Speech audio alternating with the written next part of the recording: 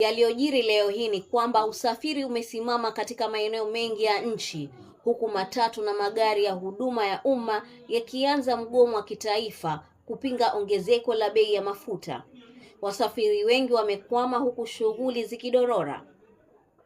Chama cha wamiliki wa matatu kinasema tayari sekta hiyo imepata hasara zaidi ya shilingi milioni 500. Mwenyekiti Albert Karakacha amesema waendeshaji wako tayari kuendelea na mgomo hadi serikali itakapopunguza bei ya mafuta. Kwa upande wa serikali, imehusisha kupanda kwa bei na sababu za kimataifa ikiwemo mzozo nchini Iran.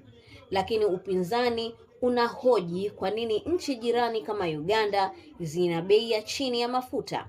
Tukimalizia na taarifa za tanzia, mwanamuziki wa Injili Rachel Wandeto amefariki dunia alipokuwa akipokea matibabu baada ya kushambuliwa kwa petroli huko Mwiki, Nairobi.